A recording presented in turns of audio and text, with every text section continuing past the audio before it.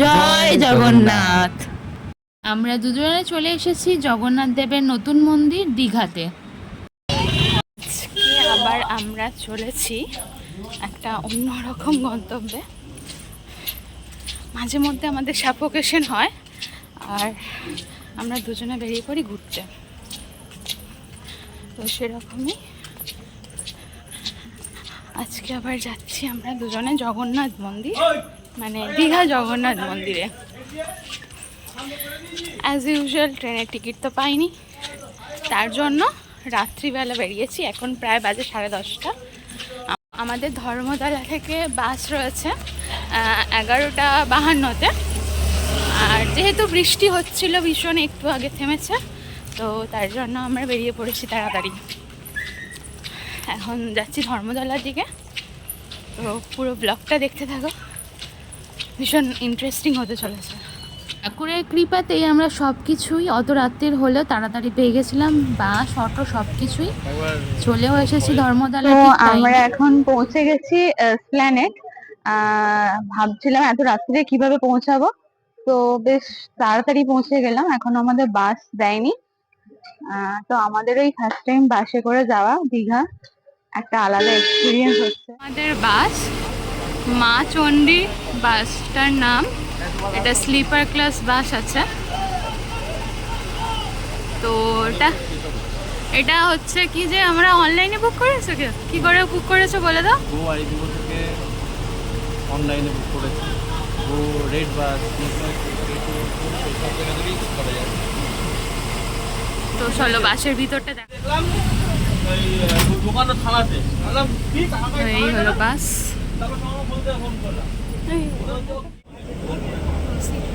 আমাদের 8-9 সিট রয়েছে। তো আমাদের স্লিপার ক্লাস যেহেতু ঘাটে রয়েছে, তার জন্য এরকম করে ব্যবস্থা। আমরা এটা শুয়ে শুয়ে যেতে পারবো, আবার পার্সোনাল টিভি রয়েছে, পর্দা রয়েছে, বেশ ভালো ব্যবস্থা।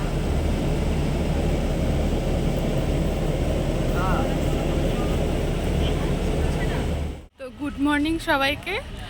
আর আমরা বাস থেকে নেমে পড়েছি, এখন বাজে 4:30। জাস্ট ঘুমটা এসেছিল, সেই সময় হচ্ছে বাস আমাদের নামিয়ে দিয়েছে। এবার আমরা এখন কি করব, এখন তো আর হোটেলে যাওয়া যাবে না, তো তাই বিচের ধারে গিয়েই বসতে হবে, তাই তো। বিচের ধারে ছাড়া বসা ছাড়া এখন কোনো উপায় নেই। আর যেহেতু কালকে রাত্রিরে বৃষ্টি হয়েছে, খুব ঠান্ডা লাগছে বাইরে, যেন মনে হচ্ছে শীতকালে। আমি ভাবছিলাম যে অত ভোরবেলা কি করব, তবে আমাদের দুজনের যদি অত ভোরবেলা বাস থেকে না নামা হতো, তাহলে এত সুন্দর সূর্যোদয় আমরা কোনোদিনই দেখতে পেতাম না। কারণ আমরা দুজনেই খুব ল্যাথখোর, তো আমাদের ভোরবেলা উঠতে ভীষণ কষ্ট হয়। তো কোনোদিনই এরকম উঠে ভোরবেলা সূর্যোদয় আমরা দেখতে পেতাম না। তো থ্যাংক ইউ বাসটাকে এত তাড়াতাড়ি আমাদের নামিয়ে দেওয়ার জন্য। তো সূর্যোদয় দেখে আমরা ভাবলাম কি করা যায়, মোহনার দিকে চলে যাই বলে একটা টোটো বুক করে আমরা মোহনাতে চলে গিয়েছিলাম। সেখানে একটু চা টিফিন খাওয়ার পর আবার ব্যাক করে চলে এসেছিলাম নিউ দীঘাতে, কারণ আমাদের এখানে যুব আবাসে হোটেল বুক করা ছিল আগে থেকে। তো তার জন্য তখন আসতেই হতো। এই একটা আমরা টোটো করে নিয়েছি, টোটো করে যাচ্ছি এখন মোহনাতে। মোহনাতে যাওয়ার সময় ফার্স্ট আমরা দেখতে পাই জগন্নাথ দেবের মন্দির, সেটা টোটো থেকেই দেখতে পেয়েছিলাম। তো ফার্স্ট দর্শনেই বেশ ভালো লাগছিল দেখতে। আর এই আমার কিন্তু ট্রান্সপোর্ট ব্যবস্থা খুব খারাপ, এখানে টোটোওয়ালারা খুব বাজেভাবে ভাড়া চায়, তো এইটা আমার একদম ভালো লাগেনি। মোহনাতে এসে আমি তো ইলিশ মাছ দেখে পাগল হয়ে গেছি, এত বড় বড় ইলিশ মাছ এসেছে। কিন্তু মানে আমরা দুজনে আছি, তো রান্না বান্না করে খাবো না, তো তার জন্য দাম দর কিছুই করিনি। আমি ফার্স্টে খেয়ে শালপাতার মধ্যে মুড়ি খেতে কেমন লাগছে? ছিল মুড়ি। খাবারের টেস্ট রিভিউ দাও। সুন্দর, ঘুমটা একটু কম হয়েছে। ঘুগনি আর একটা চেয়ে নিয়ে আসবো। তোমার তো এখনো খাওয়ার টাইম হয়নি গো, 11টা বাজেনি তো। হ্যাঁ, ওই জন্য খিদে বেড়ে গেছে। এই জায়গাটা দেখে কি চিনতে পারছেন? হ্যাঁ, ঠিকই ধরেছেন, এটা নিউ দীঘার জাহাজ বাড়ি। নিউ দীঘার একটা পপুলার জায়গা, এটা ল্যান্ডমার্ক বলা চলে। আমাদের হোটেলটা অ্যাকচুয়ালি এই জাহাজ বাড়ির ঠিক অপোজিট সাইডের রাস্তায়। এটা আমাদের এখন বেরিয়েছি মন্দিরের উদ্দেশ্যে। আমরা যেই হোটেলে রয়েছি সেখান থেকে হাঁটা পথ, 10 মিনিটের রাস্তা হবে বলো, ওই 10 মিনিট ম্যাক্সিমাম। তো দেখো এখানে কি সুন্দর সাজিয়েছে, তোমাদের দেখ একদম স্টেশনের পাশেই মন্দিরটা, এরকম সুন্দর করে লাইটিং দিয়ে সাজানো রয়েছে, সুন্দর কিন্তু লাগছে দেখতে। এটা হলো মন্দিরের মেন গেট, কিন্তু এই গেট দিয়ে এখন প্রবেশ করাচ্ছে না। 6 নম্বর গেট দিয়ে আমাদের বললো যাওয়ার জন্য, তো 6 নম্বর গেটটা আর একটু ভিতর দিকে। আর এটা হলো গৌরাঙ্গের একটা মূর্তি দেওয়া রয়েছে, শ্রী চৈতন্যদেবের গেট করা রয়েছে। আর এই হলো 6 নম্বর গেট। অনেক মানুষের কিন্তু সমাগম হয়েছে এখানে। আর এই সামনে রয়েছে জুতো রাখার জায়গা। এই জায়গাটি এখনো পর্যন্ত সেইভাবে চালু হয়নি। আমরা ঢুকে পড়েছি মন্দিরে। এখানে যেহেতু নতুন সবে চালু হয়েছে, তো জুতো রাখার একদমই ঠিকঠাক ব্যবস্থা নেই, কোনো কুপন সিস্টেম নেই। জুতো যে যার খুলে রেখে আসছে, জানি না আবার যাওয়ার সময় জুতো পাবো কি না। তো ঠাকুরের ওপর ছেড়ে দেওয়া হয়েছে। ভিতরে ঢুকে এতটাই ভালো লাগছিল, তো অনির্বাণ আর আমি প্রায় অবাক হয়ে তাকিয়েছিলাম চারিদিকে। অনেকেই এই নতুন মন্দির নিয়ে অনেক ট্রোল করছে, তো আমার সেই জিনিসটা একদমই পছন্দ নয়। আমি ধর্মীয় জিনিসটাকে রাজনীতির সাথে বাদ দিতেই চাই। তো আমাদের জগন্নাথ দেবের যদি নতুন আর একটা মন্দির হয়, সেটা তো আমাদের জন্যই ভালো। তো সেটা নিয়ে ট্রোল করা বা পুরীর জগন্নাথ দেবের মন্দিরের সাথে সেটাকে তুলনা করা, এটা আমার কিন্তু একদমই পছন্দ নয়। এটা একটা নতুন স্থাপত্য তৈরি হয়েছে, এখানে আমরা সবাই আসব, জগন্নাথ দেবকে পুজো দেব। ওনারই সব জায়গা, সারা বিশ্ব উনিই রয়েছেন। তো ওনাকে তো আর আমরা আলাদা করে কিছু করতে পারি না। যদি ওনার ইচ্ছা হয় যে আমি সেখানে থাকবো, তো তাহলে কারোরই কিছু করার নেই, সেখানে উনি থাকবেন। আমরা তো নিমিত্ত মাত্র, উনি তো আমাদের হাত দিয়ে সব কিছু করিয়ে নেন। তো আপনাদের মতামত কি, সেটা কিন্তু কমেন্ট করে অবশ্যই জানাবেন। জয় জগন্নাথ। এখানে ঝাড়বাতি লাগাবে, এখনো লাগায়নি।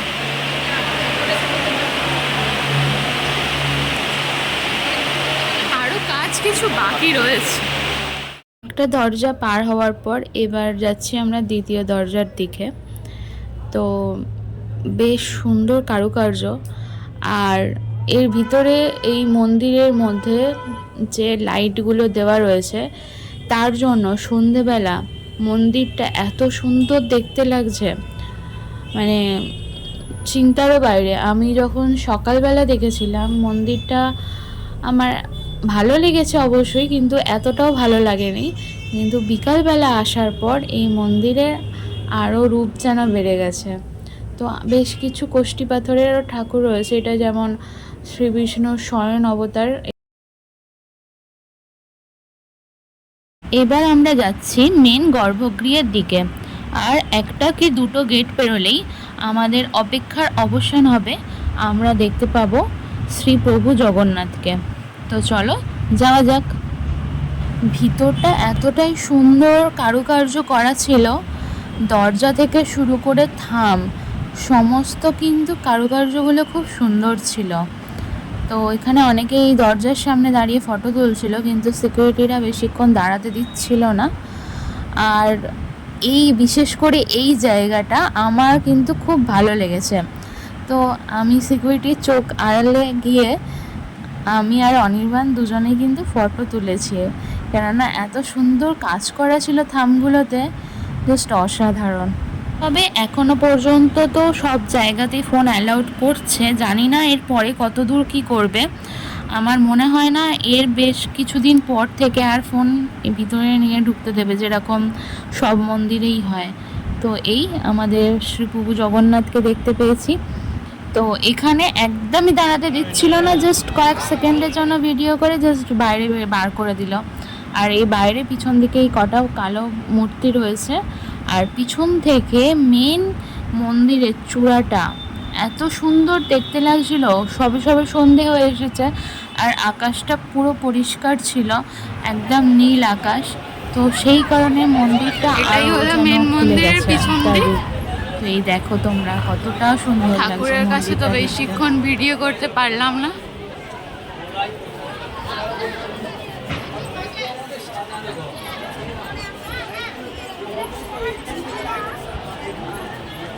এটা হলো জগন্নাথ দেবের রান্নাঘর।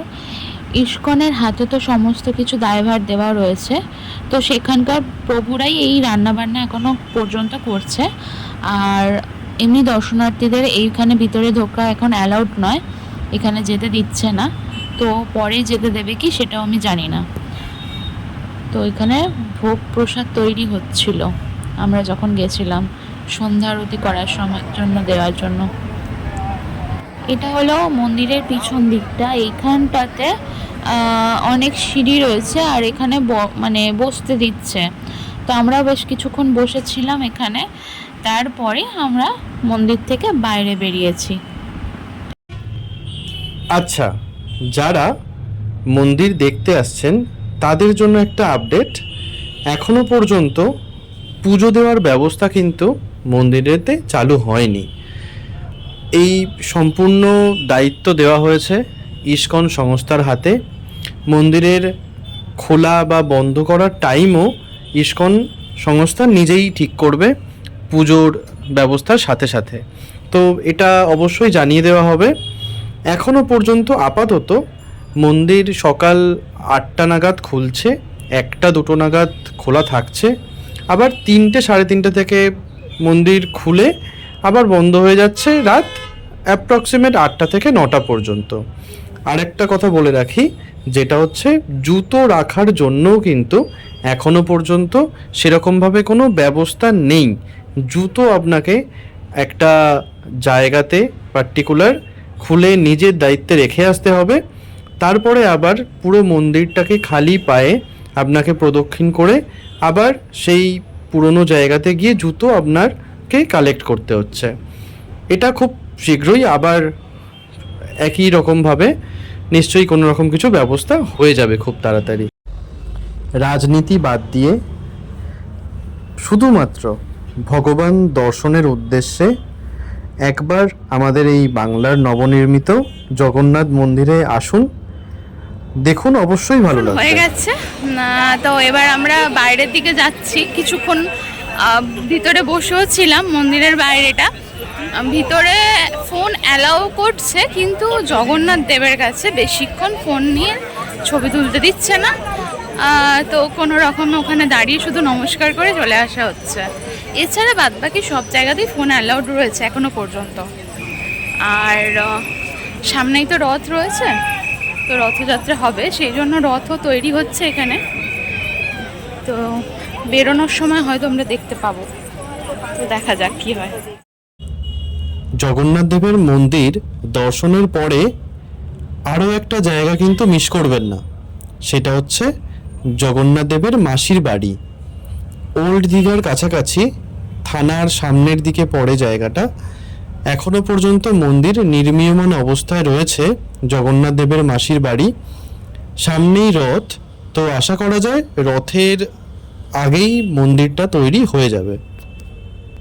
মন্দির থেকে বেরিয়ে আমরা গিয়েছিলাম একটু মার্কেটিং করতে, তো যদিও কিছু কিনিনি, একটু টুকটাক ঘুরলাম। তো এই হলো আমার ভিডিও আজকের মতো। তো এই জগন্নাথ মন্দির কীরকম লাগলো সেটা কিন্তু জানাতে একদমই বলবেন না, আর পারলে অবশ্যই একবার দর্শন করে যাবেন। আজকের মতো টাটা, দেখা হবে অন্য কোনো ভিডিওতে।